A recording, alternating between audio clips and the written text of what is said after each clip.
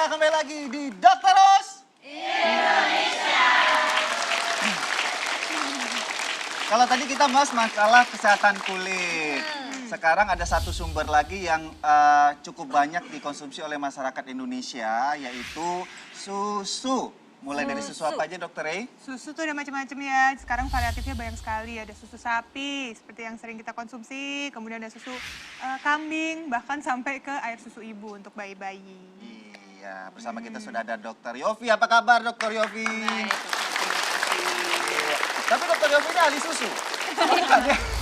boleh baru belajar. Boleh, baru belajar. Oke, ini kita ingin membahas Ola tentang susu sapi versus susu kambing. Nah, bukan berarti kita harus mengatakan si susu A ini lebih baik dibanding susu B, tapi kita ingin menyampaikan informasi ada beragam reaksi tubuh sehingga akhirnya kita harus memilih si susu A atau susu B. Lebih baik. Oke. Tapi kalau Ola sendiri suka yang mana? Apa suka dua-duanya? Suka dua-duanya sih, karena memang di rumah konsumsi dua-duanya gitu. Pernah dengar manfaatnya nggak sih Nah, dari sebenarnya susu kambing sama manfaatnya susu sapi? apa sih, Dok? Aku sendiri belum tahu jelas gitu. Tahu-tahu tapi belum tahu jelas. Nah, Oke, Dr. sebetulnya Yofi. baik susu kambing maupun susu sapi sama-sama mempunyai kandungan nutrisi yang baik untuk memenuhi kebutuhan hidup sehari-hari. Jadi dua-duanya juga sama-sama baiknya sebetulnya gitu. oke. Karena di dalamnya tuh memang ada takaran gizi Iya. tertentu, tapi dari takaran ini yang membuat tubuh kita tuh berespon sesuatu sehingga akhirnya kalau kita ngalami kondisi kayak intoleransi laktosa mungkin ya, Oke. yang hampir banyak dialami oleh balita, di mana minum susu misalnya susu sapi akhirnya gampang mencret. Ya, ngalami diare, kolik gitu ya. Atau bahkan susah gangguan. pup juga bisa, ya kan? Ya, Iya. betul sekali. Oke, kita ingin membahas sedikit mengenai perbedaan atau perbandingan gizi dari susu sapi dan susu kambing. Apa yang perlu diketahui oleh pemirsa di rumah antara kedua susu ini, Dok? Oke, sebetulnya kalau kita bicara perbandingan nilai gizi, sebetulnya ini berdua bersaing sekali sebetulnya. jadi gitu. nggak Kompetitor jauh kuat beda. ya. Iya, gitu. Tapi tetap kalau di sini dilihat adalah tetap susu mama yang terbaik Iya. ya, alias ASI. Iya, makanya saya bilang dua perbandingan Iya. ini ya. Nah, tapi memang susu kambing mempunyai beberapa kelebihan. Yaitu misalnya tadi kan Dokter Rian sudah bilang laktos ya. Dia lebih rendah laktosnya. Terus kalau untuk vitamin dan mineral dia lebih tinggi dalam beberapa hal. Seperti misalnya lebih tinggi kalsium, magnesium, zat besi, selenium ya. Yang pernah dengar kita tahu bahwa selenium sangat baik untuk antioksidan. Iya. Itu dia lebih tinggi. Tapi memang juga ada kurangnya. Kalau susu kambing dia agak kurang di asam folat sebetulnya Zat gitu. besi ya untuk Asam folat. Asam Jadi folat. untuk ibu Asam hamil. folatnya untuk ibu hamil ya. Ya, itu sebetulnya ini kalah dibandingkan susu sapi.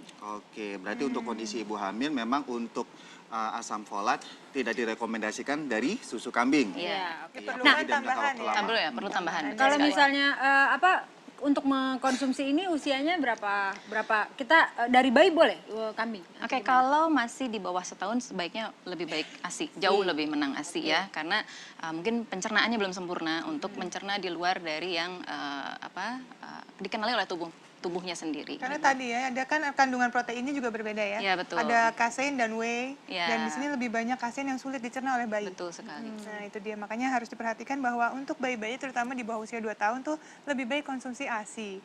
Beberapa hal memang tadi karena kita bicara masalah nilai gizi tidak terlepas dari yang namanya kayak globulin, albumin. Iya, Ini kan juga faktor yang menentukan kondisi di mana proses penyerapannya, Iya. kemudian kadar lemaknya itu mikro atau makromolekulnya, Betul. jadi mudah dicerna. Betul. Nah, proses-proses apa yang mengakibatkan susu sapi ini lebih baik dikonsumsi oleh orang tertentu atau susu kambing sebaliknya?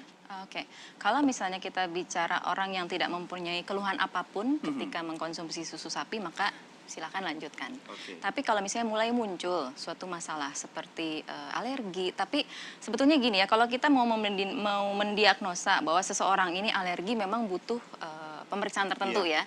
Tapi bisa jadi juga kita mulai mencoba beralih ke susu kambing karena susu kambing seperti sudah tadi disebutkan dia lebih rendah laktos dan kasein, di mana dua hal ini yang penyebab utama alergi biasanya dari susu sapi tersebut. Nah, ada pendapat-pendapat nih di luar sana. Masyarakat juga beranggapan bahwa kalau minum susu kambing itu justru malah bisa mengobati alergi. Bahkan gangguan di saluran pernafasan nih. Pernah dengar nggak, Ola? Nggak sih, Katanya nggak biar nggak alergi, biar kalau ada asma bisa sembuh gitu. Kalau itu Ola nggak pernah dengar, tapi buat obat kuat pernah dengar. Apa Olah? Obat kuat. Ibu percaya susu kambing buat obat kuat? Oh, ibu pernah percaya. Oh, sih. Buktikan Bu, buktikan. Iya, kita gini, sekarang kita bicara masalah usia, harus percaya usia yang lebih dewasa, ya, pengalamannya lebih banyak. Tapi gimana nih Dokter Oke, Yofi? sebetulnya gini, kalau untuk mengobati mungkin bahasanya kurang pas ya, Ya. tapi kalau untuk mengurangi gejala mungkin bisa, karena tadi kan dengan minim alergi maka gejala apa tadi seperti gangguan pernapasan atau pernapasan. asma akan berkurang. Mungkin juga yang membantu tadi selenium, karena selenium itu baik untuk membentuk antioksidan alami dalam badan yaitu glutathione. Dan juga jangan lupa ini tadi kalau nggak salah Dokter Rian sempat cerita ya, proses pengolahan susu ini sendiri. Kalau susu sapi ini tidak homogen. Jadi dia Artinya? bergumpal-gumpal gitu. Lemaknya itu gampang terpisah sehingga untuk tetap cair seperti ini dia perlu proses homogenisasi. Di mana sayangnya proses itu bisa meningkatkan kadar radikal bebas sebenarnya dibanding susu kambing Kalau yang susu dia kambing tidak tidak perlu perlu. katanya gitu. Jadi sehingga kadar radikal bebasnya lebih sedikit. Iya, kalau kita melihat dari status warna, sekarang kan Iya. banyak sekali produsen susu sapi atau susu kambing. Nah, ini untuk warna asli kan ada kaitannya dengan kandungan seperti beta karoten atau Betul. vitamin A. Itu ada Betul. perbedaan nggak? Iya, memang susu kambing dia lebih tinggi ke vitamin A, sedangkan susu sapi lebih ke beta karoten sehingga warnanya agak sedikit lebih kuning atau oranye kali ya. Oke, ini kan seperti juga itu. untuk ibu-ibu di rumah karena banyak sekali penyedia susu jadi tidak mudah terkecoh ya. Iya. Susu siapakah ini sebenarnya? Susu ibu. Susu ibu juga warnanya bisa berubah-berubah, Benar. tergantung konsumsi dari ibunya tuh Iya. makanannya apa. Iya, Nah, saya nggak tahu waktu itu. Ya, aku mau tanya nih dok, nih kalau misalnya benar nggak sih kalau susu kambing itu lebih baik dikonsumsi dalam kondisi mentah gitu, bukan nggak harus dimasak, benar nggak itu? Oke, jadi gini, sebetulnya setiap pemasakan atau pengolahan akan merubah kandungan nutrisinya. Sebenarnya seperti itu. Semakin dipanaskan misalnya, dia akan semakin merubah strukturnya. Tapi hati-hati juga ketika kita mengkonsumsi yang benar-benar mentah, itu tetap ada resiko seperti infeksi ya, terkontaminasi maksudnya. Oh, oke. Bakteri, virus, segala macam itu yang harus dipikirkan Tetap juga. harus di Iya.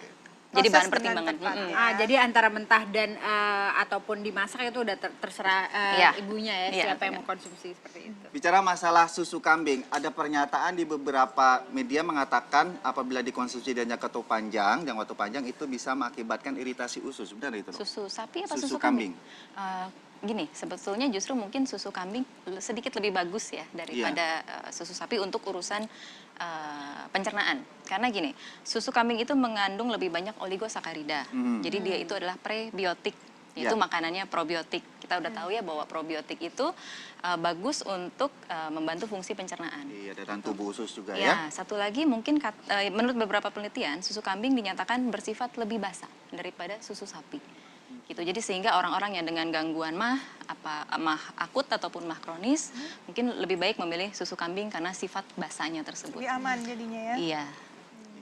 Iya, jadi masalah dari fungsi usus, kemudian fungsi sistem pencernaan, kemudian imun tubuh atau reaksi alergi, itu disesuaikan konsumsinya apakah susu sapi atau susu kambing. Tapi pada dasarnya kembali lagi ya pemirsa, ini bicara masalah kebutuhan sesuai dengan usia untuk anak-anak yang terutama dalam masa pertumbuhan di bawah 2 tahun, susu ibu atau ASI tetap pilihan nomor 1 ya. Terima kasih Dr. Yofi sudah hadir di Dr. Ros Indonesia. Terima kasih banyak. Iya, masih banyak informasi lainnya pemirsa, jadi jangan kemana-mana, tetap di Dr. Ros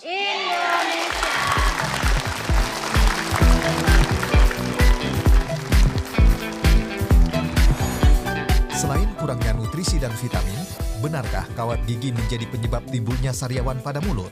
Sesaat lagi hanya di Dr. Oz Indonesia. Menggunakan kawat gigi itu butuh adaptasi. Salah satunya adalah lapisan mukosa pada rongga mulut.